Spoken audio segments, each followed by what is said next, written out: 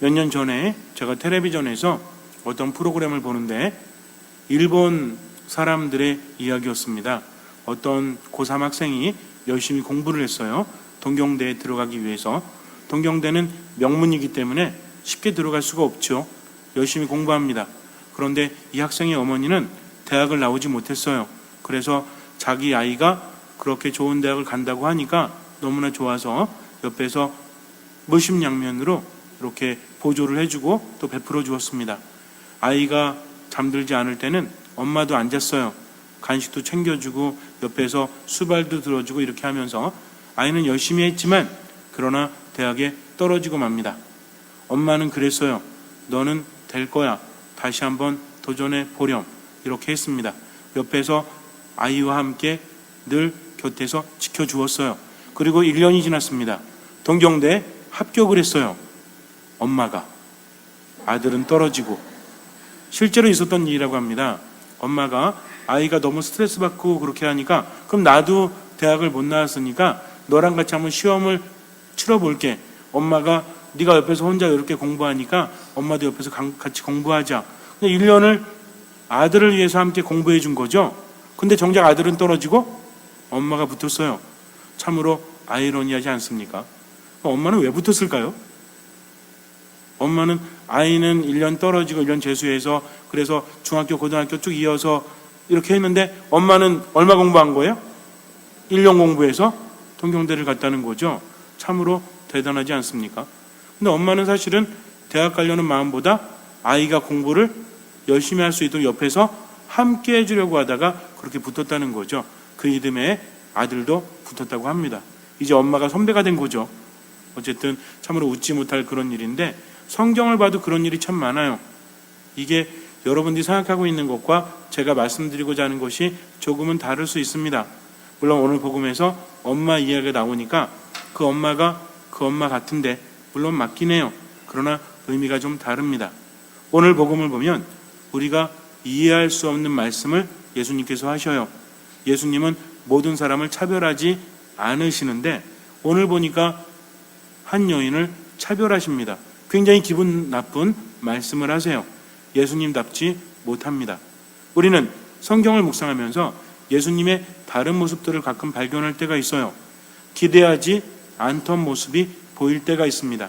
그러나 그것은 예수님이 다른 것이 아니라 우리가 제대로 이해하지 못하기 때문이죠. 하느님은 당신의 방식으로 우리와 함께 하십니다. 그러면서 끊임없이 말씀하시기를 예수 그리스도께서 우리에게 하시는 말씀 중에서 굉장히 중요한 말씀이 있죠. 어떤 기적이 일어날 때마다 예수님께서 뭘 강조하십니까? 네가 잘생겨서 믿음이 일어났다? 너의 외모가 너를 구원하였다? 너의 학식이 너를 구원하였다? 너의 명예가, 너의 부가 너를 구원하였다? 무엇이 너를 구원하였다? 너의 믿음이 너를 구원하였다. 즉 기적을 일으키시는 분은 하느님이시지만 그 기적을 가능하게 하는 것은 우리들의 믿음이라는 것을 우리는 배워야 합니다. 복음 말씀은, 성경 말씀은 감동하라고 있는 이야기가 아니에요. 말씀이 살아있다라는 것은 2000년, 3000년 전의 이야기가 아니라 누구의 이야기이기 때문에? 우리들의 이야기이기 때문입니다. 복음사가들은 예수님을 우리에게 전해주고자 했죠. 있는 사실을 그대로 후대에 남기고자 한 것이 아니라 바로 복음을 통해서 또 성경을 통해서 누구를 만날 수 있도록, 즉 이제 예수님을 전하던 사람들이, 예수님을 목격하고 예수님을 다른 이들에게 전하던 사람들이 하나둘씩 죽어갔어요. 그래서 쓰여진 것이 복음입니다. 그리고 성경이라는 거죠. 왜냐하면 이제는 목격 증인들이 하나씩 세상을 떠나니까 예수님에 대해서 정확하게 알려줄 수가 없죠. 그래서 그들이 교리서를 만들기 시작하고 또 편지의 형식을 빌어서 사람들을 가르치기 시작합니다. 이게 무엇이 된 거죠?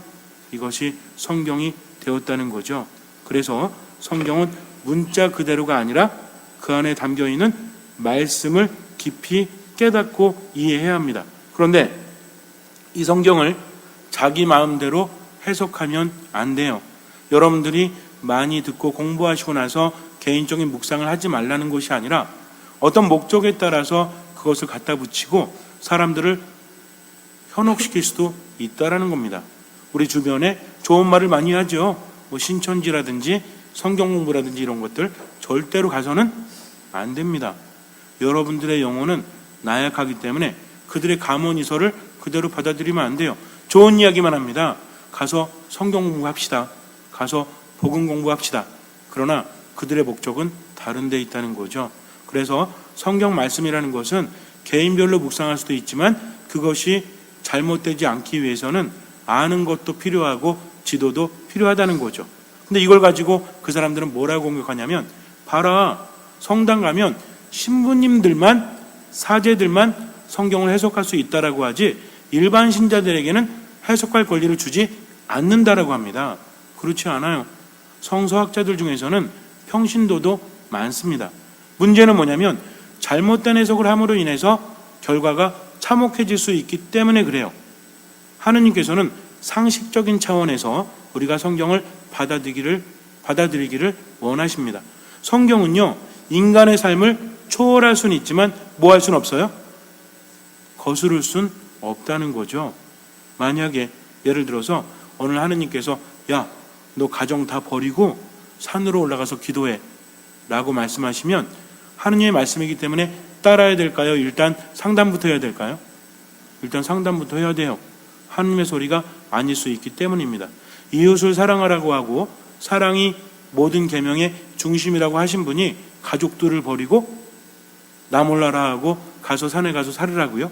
이 말씀을 하실 리가 없기 때문입니다. 성경 안에는 비유가 많고 상징이 많기 때문에 함부로 해석해서는 안 된다는 것이지 여러분들에게 공부하지도 말고 묵상하지도 말라는 거죠. 그래서 그 비유와 상징을 자기들 멋대로 가르치고 그것을 받아들이게 되면 커다란 문제가 발생한다는 거죠. 그래서 주변에서 성경 공부를 한다고 했을 때 잘 기억하세요. 성당이 아닌 곳에서 알 수도 없는 프로그램으로 진행한다면 이것은 가도 됩니까? 가지 말아야 됩니까? 가지 말아야 돼요. 무슨 문화센터에서 성경 공부한다? 그런 일은 없습니다. 이거는 뭔가 또 다른 목적을 가진 사람들이 여러분들을 현혹하니까 가면요, 인간적으로 되게 잘해줘요. 성당에서는 맛보지 못했던 친근감을 맛봅니다. 여기 속으면 안 돼요. 다 목적이 있기 때문이라는 거죠. 또 이렇게 말하면 그분들은 뭐라 그래요? 보세요. 신부님이 여러분들 못 오게 방해합니다. 저는 여러분 앞에 맹세할 수 있어요. 여러분들의 영혼에 해가 되는 소리는 제 영혼을 걸고 하지 않습니다. 그러니까 그 사람들의 말을 듣기보다는 사제의 말을 듣도록 하세요. 여러분들을 정말 사랑하기 때문입니다. 그래서 믿져야 본전 없어요. 좋은 경험 아닙니다. 영혼이 한번 망가지기 시작하면 회복하기가 너무 힘들어요. 그러니까 성당이 아닌 곳에서 공적이지 않은 성경 공부한다. 무조건 가지 마세요. 그리고 본당 신부에게 언제든 알려주시기 바랍니다. 그래야만 우리 양들이 거짓 목자를 따라서 가지 못하도록 막을 수 있기 때문에 그래요. 여러분들 중에 혹시라도 신천지, 처음에 신천지라고 말하지 않아요. 그냥 성경 공부하자고 부릅니다. 그래서 아주 이상한 것을 알려줍니다. 그리고 우리만 진리를 깨달았다라고 해요. 하느님의 진리는요, 감추어지지 않습니다. 보고 깨닫지 못할 뿐이지 감추어진 것이 아니라는 거죠. 그래서 몇 명에게만 그 진리가 밝혀지고 나머지에게는 밝혀지지 않는 건 세상에 없어요. 그러니까 어떤 의미로든 세상을 도피하게 만들고 그들만의 진리를 주장한다면 그것은 잘못되었다는 거죠. 그래서 절대로 뭐 하지 마라? 가지 말라. 명심하세요. 가시면 큰일 납니다. 영혼이 상하면 치유하기 정말 어려우니까 아예 그것은 듣지도 말고 보지도 말기 바래요. 그리고 궁금한 게 있으면 시모님들이나 수녀님께 여쭤보세요. 충분히 대답해 드릴 테니까 이상한 데 가서 이상한 거 배우지 마시고. 그래서 말씀이 살아있기 위해서는 주의 이름사만 제대로 봉헌해도 말씀을 잘 묵상할 수 있기 때문에 여러분들이 귀를 열고 어떤 마음으로? 듣는 마음으로 말씀 안에 머무시기 바랍니다. 예수님이요, 아마 여러분들 기억하시겠지만 사마리아 지역에 가셨을 때 한 여인을 만나게 됩니다. 근데 이 여인이 아무도 없는 한 낮에 물을 기르러 운물에 와요. 근데 예수님이 지나가시다가 목이 마르니까 그 여인에게 물을 청합니다. 그랬더니 여인이 말하기를, 아니 선생님은 이스라엘 사람이고 나는 사마리아 여인인데 어떻게 저에게 물을 달라고 하십니까? 왜냐하면 이스라엘 백성들은 이방인들과 상종조차 하지 않았기 때문입니다. 서로 접촉하려고 하지도 않았고 말조차도 섞지 않으려고 한다는 거죠. 그런데 목이 마르다고 해서 이제 추울 것 같으니까 자기에게 물을 청하는 게 뭔가 고가운 거죠. 그랬더니 예수님께서 뭐라고 하십니까? 아니 왜 이렇게 말이 많아? 물 달라면 주면 되지 이러셔요. 너에게 물을 청하는 내가 누구인지 알았더라면 오히려 내가 그에게 물을 청했을 것이다. 영원한 생명을 주는 말씀을 가지고 계시고 예수님께서 바로 영원한 생명이시라는 거죠. 그런데 오늘 보니까 가나안 여인이 예수님께 뭔가 부탁을 했을 때 예수님 굉장히 매정하시죠. 이때는 다르고 저때 다르세요. 그럼 오늘 왜 그랬을까요? 예수님께서 1번 목이 마르지 않으셨기 때문에? 농담을 해도 안 웃고. 사마리아 여인에게 되게 저 나름대로 고민 많이 했거든요. 이거 정말 기가 막힌 농담이다. 왜? 사마리아 여인 만났을 때 예수님 목말랐잖아요. 그러니까 여인하고 대화 나눴죠. 근데 가나안 여인은 앞에 와서 막 소리 질러도 예수님 모른 채 하시죠. 왜 그래요? 목이 안 말랐으니까. 저 여러분들 대박 날 줄 알았는데 별로 웃기지 않았군요. 죄송합니다. 어쨌든 목이 마르지 않으셔서가 아니겠죠. 예수님께서는 방금 전에 복음을 보면 어떤 일이 있냐면 유대인 지도자들과 한바탕 하십니다.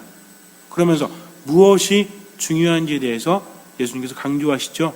그러면서 뭐라고 하냐면 이사야 예언자의 말씀을 빌려서 너희는 입술로는 나를 공경하지만 마음은 멀리 떠나가 있다. 즉 이스라엘 사람들이 겉으로는 하느님을 흠숭하는 것 같지만 실제 마음은 하느님으로부터 떠나 있다는 거죠. 그러니까 율법을 강하게 지키고 제사를 봉헌한다고 할지라도 마음은 하느님 안에 머물지 못함에 대해서 예수님께서는 지적을 하십니다. 그들은 예수님의 말씀을 들으려고 하지 않아요.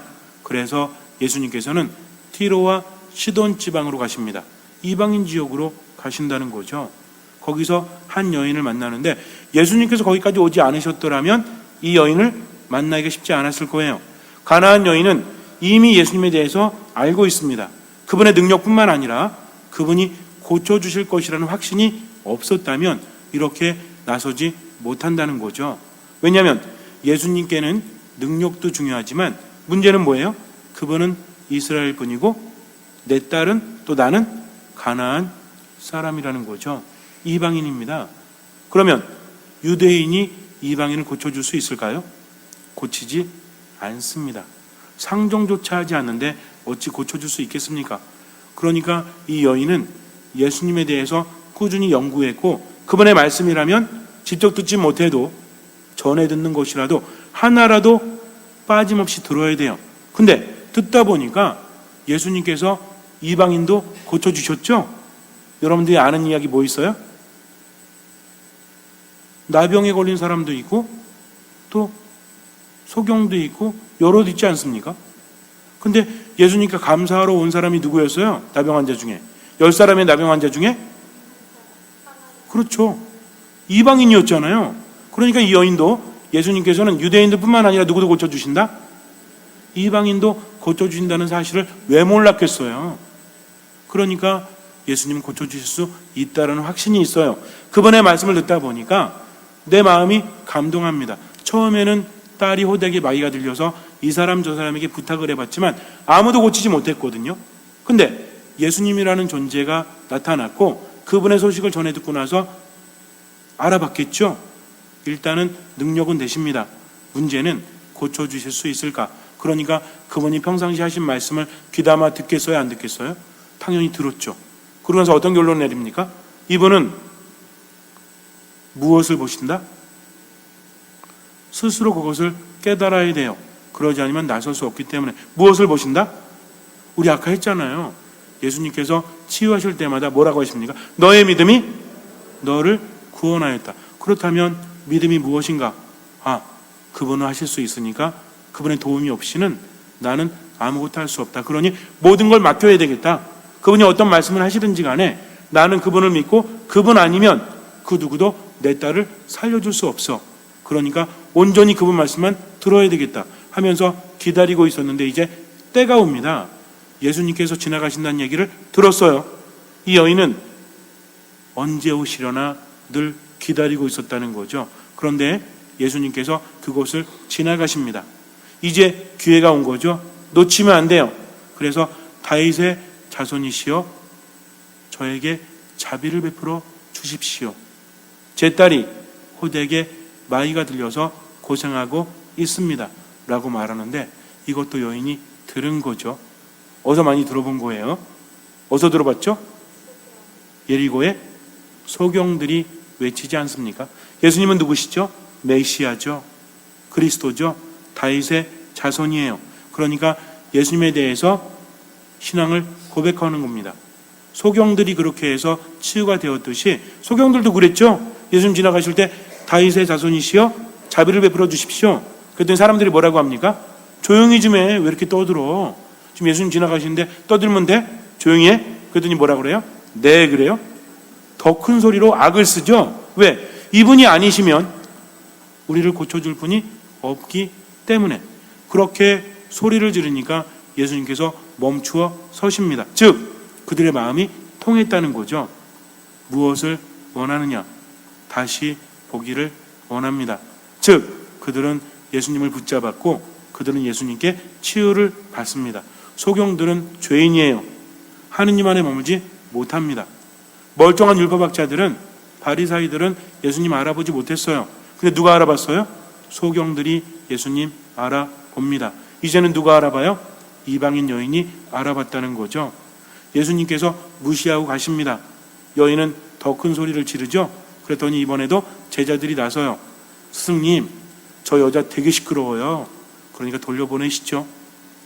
그 여인의 말을 들으라는 것이 아니라 아예 단호하게 거절하시죠. 이 의미가 담겨 있는 겁니다. 그랬더니 예수님께서 멈춰주셔서 여인에게 뭐라고 하세요? 나는 오로지 길 잃은 양들과 같은 이스라엘 자손들을 위해서 파견되었다 라고 말씀하십니다. 그리고 또 뭐라고 하세요? 자녀들에게 줄 빵을 강아지에게 던져줄 수 없다라고 합니다. 옳지 않다라고 하세요. 이방인들에 대해서 이스라엘 사람들은 개흔히 비유하곤 했거든요. 이 말은 굉장히 듣기 거북한 말입니다. 물론 예수님께서 쓰신 말은 좀 혐오하는 말이 아니라 그냥 일반적인 강아지예요. 우리도 그러죠? 아이고 우리 손주 강아지 같은 손주, 내 자식 강아지 같아 이래죠? 혹시 이쁘다고 그래서 아이고 내 손주 개새끼 같아 이런 사람 있어요? 없습니다. 강아지란 표현과 개, 시옷, 애, 쌍규는 다른 말이에요. 근데 어차피 사마리아 사람과 유대인이라는 한계가 있을 때는 강아지든 개든 듣기 좋은 소리는 아니에요. 더군다나 지금 예수님께서는 거부하지 않으십니까? 그러니까 어떡하겠어요? 아니 안 고쳐주려면 말지 뭘 말을 그따구로 하세요? 라고 할 수도 있어요. 그러나 이 여인은 어떻게 합니까? 강아지도요 주인의 식탁에서 떨어지는 빵 부스러기는 주워 먹지 않습니까? 이 여인은 비참한 게 아니에요. 예수님을 알기 때문입니다. 어떤 말씀을 하셔도 저는 믿겠습니다. 믿음이 뭐라고 그랬죠? 내 심장을 하느님께 드리는 거다. 저는요 당신의 도우심이 없이는요 아무것도 할 수 없어요. 당신이 죽으라고 하시면 죽겠습니다. 저는 더 이상 매달릴 데가 없어요. 그러니 당신 마음대로 하십시오. 이게 바로 신앙이죠. 그러니 어떤 말씀을 하셔도 저는 받아들입니다. 당신이 지금 강아지라고 비유하셨죠? 저는 강아지예요. 그런데 강아지도요 주인의 식탁에서 떨어지는 빵 부스러기는 먹지 않습니까? 라고 말합니다. 그랬더니 예수님께서 뭐라고 하세요? 아유 독한 여자야. 아니 내가 강아지에 비유했다고 지도 강아지로 비하면 어떻게 이렇게 하십니까? 여인이여 내 믿음이 참으로 장하다. 네가 바라는 대로 될 것이다. 얼마나 아름다운 말씀이에요. 내가 믿는 대로 될 것이다. 내가 바라는 대로 될 것이다. 내 믿음이 그 기적을 일으킨다라고 말씀하신 것과 같죠. 바로 그 시간에 그 여인의 딸이 나았습니다. 이것이 바로 신앙이라는 거죠. 참 아이러니해요. 실제로 이스라엘 백성들은 보아도 보지 못하고 들어도 듣지 못합니다. 그런데 오히려 소경들이 예수님 알아봤고요. 이방인이 예수님 알아봤어요. 우리도 마찬가지예요. 신앙생활 한다고 하면서도 어쩌면 예수님 필요도 없고 그분 알아보지 못하고 평생 살아가는지도 몰라요. 하지만 중요한 것은 온전히 절실하게 그분을 만나고자 하는 마음이 있다면 그 사람은 신앙 체험 안에서 하나님을 만나게 됩니다. 그냥 주일 되었다고 마지못해서 성당에 와서 앉아있거나 그냥 형식적인 것을 지킨다고 해서 예수님 만나는 것이 아니라 뭐가 있어야 돼요? 절실함이 있어야 돼요. 또 뭐가 있어야 됩니까? 여인은요 절실했죠? 그리고 뭐 했어요? 겸손했습니다. 그리고 뭐 했죠? 순명했어요. 겸손하게 자신을 낮췄고 모든 것을 받아들이고 그분의 말씀을 따랐다는 거죠. 진정한 믿음이라는 것은 바로 이것입니다. 아니 어떻게 그럴 수 있겠어? 예수님 말씀이라고 해서 뭐 다 믿어야 돼? 내가 지금 삶이 이렇게 힘든데 이렇게 절망적인데 걱정하지 말라고? 불안해하지 말라고? 그게 돼? 라고 하는 사람은 그분을 믿지 못하는 거죠. 예수님 뭐라고 하십니까? 걱정하지 마라. 두려워하지 마라. 내가 너와 함께 하겠다. 너희들이 마음을 모아 청하면 하늘에 계신 내 아버지께서 다 들어주실 것이다. 무엇을 청하든지 어떻게 청해라?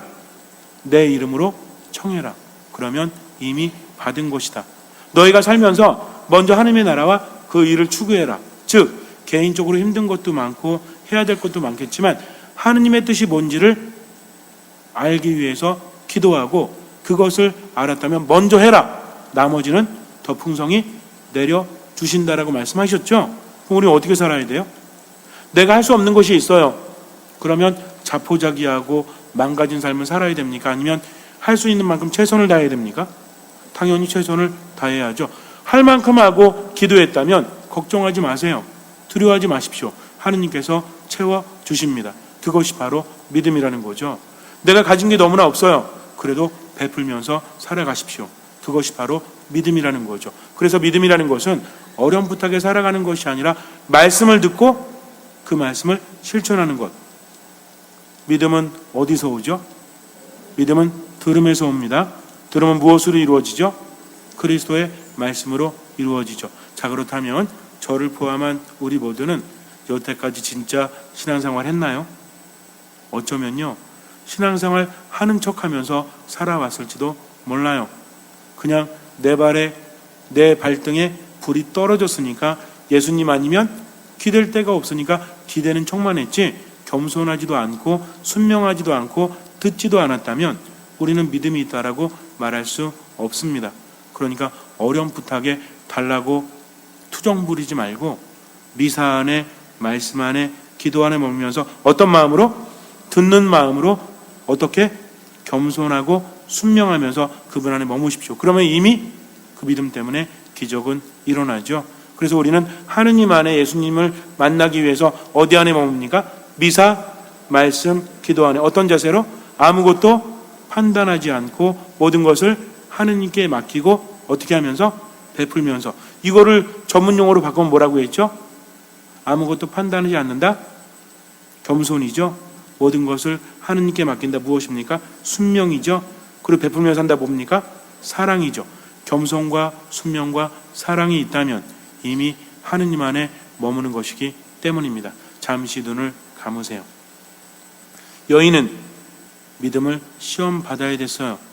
예수님의 말씀이 아픔으로 다가올 수 있지만 나를 나보다 더 사랑하시는 분, 나를 나보다 더 잘 아시는 분, 저분이야말로 나를 도와주실 분, 확신이 있었기 때문에 예수님 말씀을 있는 그대로 받아들입니다.